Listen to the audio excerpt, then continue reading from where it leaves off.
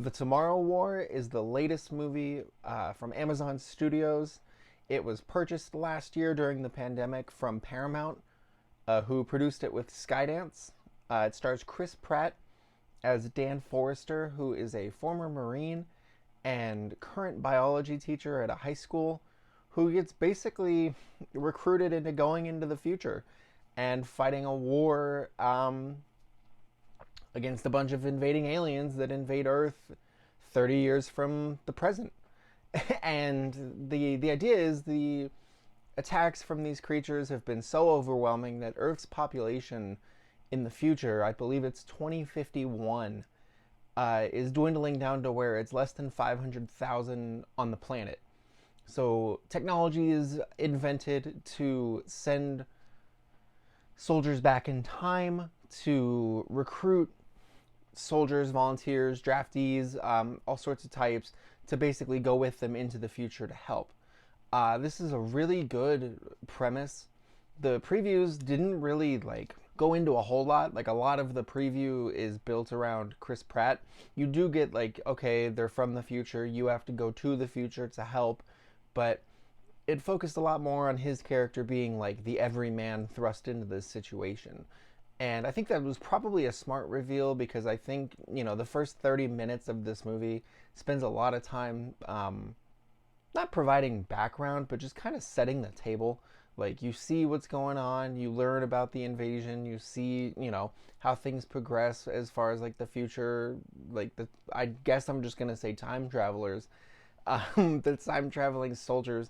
You see, you see their initial arrival, and you see how it impacts the people in the present, and learning what's happening in the future, and the split that it creates, where there's people that are hey, 30 years from now, that doesn't involve me, not my problem.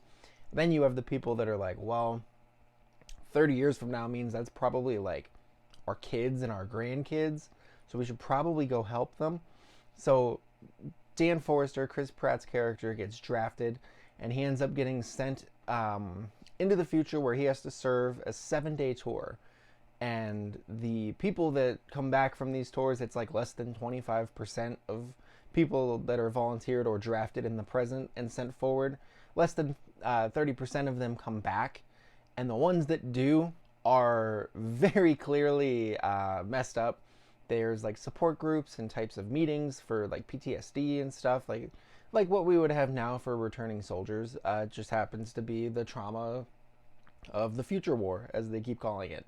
So he goes into the future, where he meets the scientist and the colonel who created the technology to help them jump out, played by Yvonne Strahovski. I don't think I'm saying that right. Strahovski, I'm going to hopefully. And together they try to work together to figure out a way to end the war with resources, numbers, humanity, all kind of dwindling down. And I mean, that's about it. The nice thing about this movie is, even though, they don't spend a lot of time explaining the logic on the jump, there's a throwaway conversation that happens early on between Pratt and another recruit, or draftee, played by Sam Richardson, named Charlie, where they kind of run through the physics of it really quick. And it's really kind of a blink and you miss it type. We had subtitles on when we were watching it, and I was glad we did, because I probably would have missed it if I hadn't. But the nice thing about that is, once they get to the future, they're in the future. There's no correspondence back and forth. There's no jumping back and forth. Once the first 35 or so minutes is laid out, and they've been pushed into the future, they've been sent to the future, you're there. And I think that does a really good job of keeping everything in order and not getting too bogged down by the physics of it all, and by the rules that they're having to try to make up for time travel to justify everything. And from there, there's a lot of nameless, faceless characters. A couple really do get some standout moments, even though their characters aren't quite three-dimensional. You have Sam Richardson, as I mentioned, who plays Charlie. You have Edwin Hodge as Dorian, who is serving his third tour in the future, and everyone's oh, stay away from this guy. This dude just keeps coming back. What? And he gets a couple moments, but really, like, this is the Chris Pratt show. Even J.K. Simmons is in this, not nearly enough, but he's fantastic in what he is in. He plays Dan's estranged father, Jacob, and, you know, a couple good moments between the two of them. It's a like, and the moments between them like are so good that you're kind of like, man, I wish I would have seen more of this, because their banter is very good. And this is a mostly like humorless type of a movie. It's a more straightforward sci-fi action movie with like a couple jokes thrown in, but not what you would expect from Chris Pratt. For the most part, he's pretty straightforward and serious.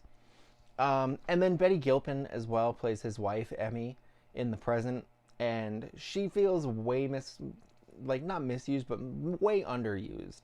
I would have liked to have seen, you know, maybe one or two more short scenes with the two of them, but she's good in her role.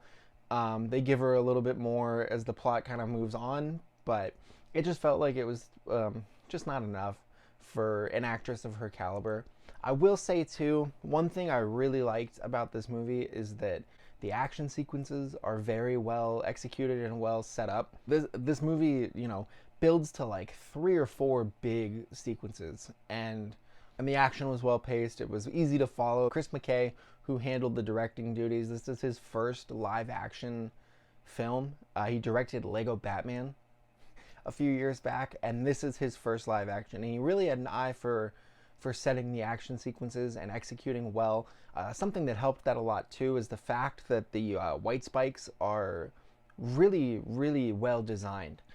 In the previews, you don't really get a good look at them, but the look that you got was kind of disappointing. Seeing them in the movie, the design on the creature is a lot better.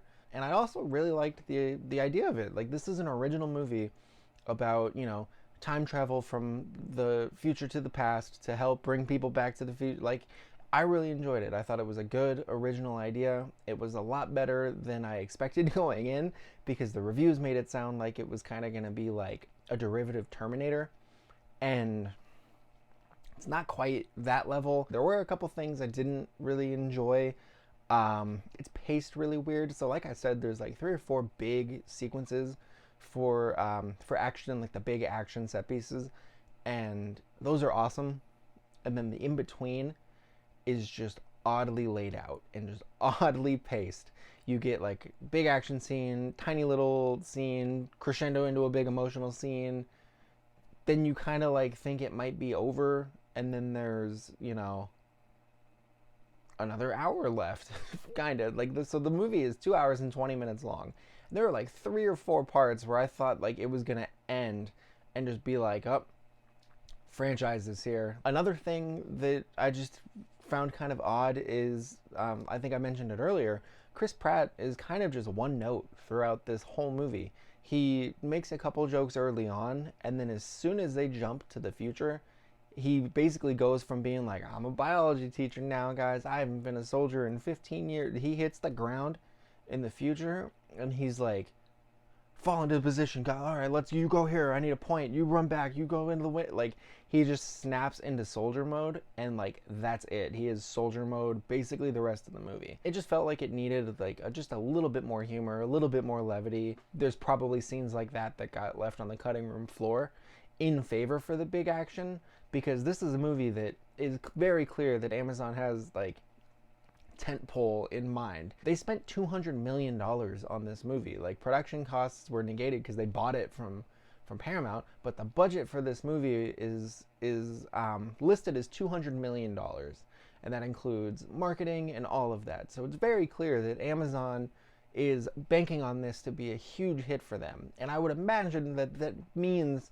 it's going to be a lot more than a one and done type of movie. I know they're not really big on announcing like streaming totals and stuff, but I would be really curious to hear how this does over the weekend, and if this is something that they see as viably being a franchise, because it's clear that they sunk a lot of money into this and into marketing this. This is like their big release. Other than, you know, Without Remorse with Michael B. Jordan, this is like the big release. So this is the summer blockbuster essentially for Amazon. Overall, it's it's just a well executed science fiction action movie. So I teetered a little bit back and forth between like a C plus or a B minus, but I think I'm gonna lean more towards B minus, just because it does get those points for a cool monster design and originality, and like I said, some really cool action sequences. So if you've seen the movie, please let me know your thoughts in the comments section. What worked for you, what didn't. If not, check it out. It's a lot better than a lot of the things that you could find through some of these streaming services. Thank you for watching, and I will be back soon.